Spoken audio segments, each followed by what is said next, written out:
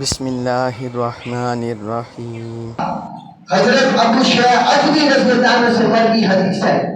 انہوں نے عمر بن سعید سے کہا، وہ مکہ مکرمہ پر چڑھائی کرنے لگا تھا، لشکر بھیجنے لگا تھا، اس نے کہا کیا میں تمہیں حدیث مبارک نہ سناؤں؟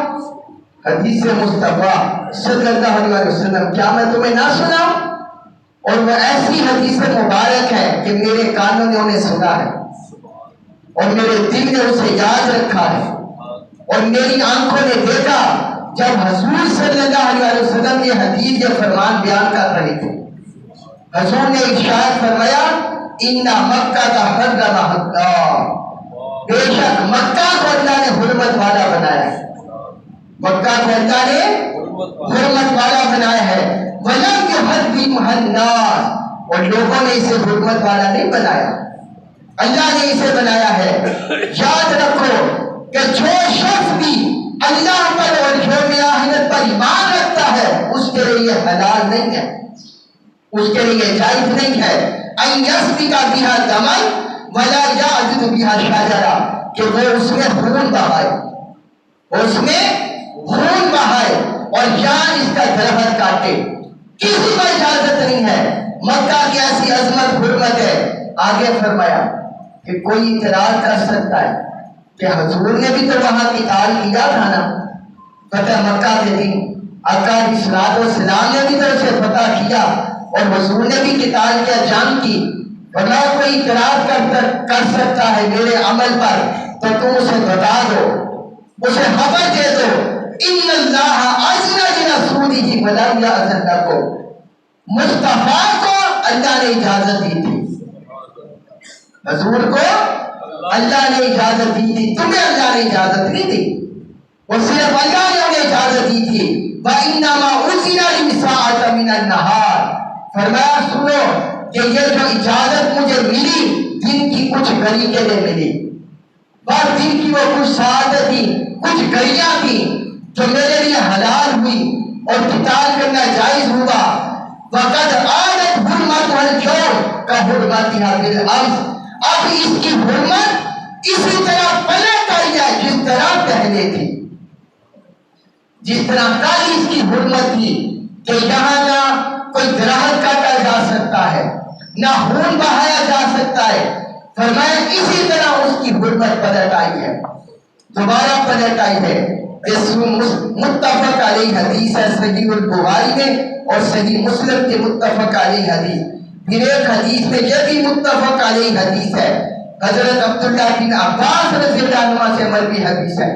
وہ کہتے ہیں حضور صلی اللہ علیہ وسلم نے فتح مکہ کے دن فرمایا لا ہجرت، اب کوئی ہجرت نہیں، مکہ سے اب کوئی ہجرت نہیں، مکہ سے اب ہجرت نہیں ہوگی، بلکہ جہاد ملیہ، لیکن جہاد باقی ہے اور نیت صالحہ بھی باقی ہے،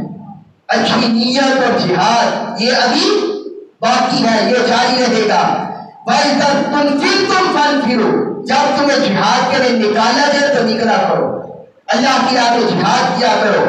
آگے فرمایا فَإِنَّ هَذَا بَلَدٌ حَرَّمَ اللَّهُ يَوْمَ خَلَقَ السَّمَاوَاتِ وَالْأَرْضِ، یہ ایسا شہر ہے مکہ مکرمہ، اس کی ایسی حرمت ہے، ایسی عظمت ہے کہ جس دن رب نے زمین اور آسمانوں کو تحلیل کیا، اللہ تعالی نے اسی دن سے اسی سال سے مکہ کو حرمت والا بنا دیا، مکہ کو حرمت والا بنا دیا۔ ابھی انسان نہیں بنے تھے، زمین و آسمان نہیں بنے تھے، فرمایا اس وقت مکہ کو حرمت والا بنا دیا، عظمت والا بنا دیا۔ وَهُوَ حَرَامٌ بِحُرْمَتِ اللَّهِ إِلَى يَوْمِ الْقِيَامَةِ، اور یہ قیامت کے دن اللہ کی حرمت سے حرمت والا ہی رہے گا، اب کوئی اس کی حیثیت پر چیلنج نہیں کر سکتا، کوئی اس کی اتھارٹی کو، منزلت کو، مقام کو چیلنج نہیں کر سکتا، اس کی حرمت برقرار ہے۔ آگے فرمایا لا یعضد شوکہ، سبحان اللہ، فرمایا جو اس میں کوئی کانٹا اگ جائے وہ بھی نہیں کاٹا جائے گا، وہ بھی نہیں توڑا جائے گا، کانٹا بھی نہیں توڑا جائے گا۔ ولا ينفر صیدہ، اور کوئی اگر شکاری جانور یہاں آ جائے اسے بھی بھگایا نہیں جائے گا، شکاری جانور کو بھی کسی کو نہیں بتایا جائے گا ولا ينتقد لقطته الا من عرفا،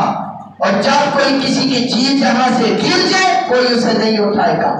ہاں جو بندہ بھی اسے اٹھائے وہ اس کا اعلان کر کے لوگ اس تک حقدار تک پہنچائے، بس اسے اٹھانے کی اجازت ہے، باقی کسی کو اجازت نہیں کہ اس کی گری ہوئی چیز کو بھی اٹھا لے، اس کی گری ہوئی چیز کو بھی اٹھا لے، ولا یبتلا حلاہا، اور آگے فرمائے یہاں کی گھاس بھی نہیں اکھاڑی جائے گی، اتنی اس کی حرمت ہے، اتنی عظمت ہے۔ یہ بھی صحیح البخاری اور صحیح مسلم کے متفق علیہ حدیث ہے۔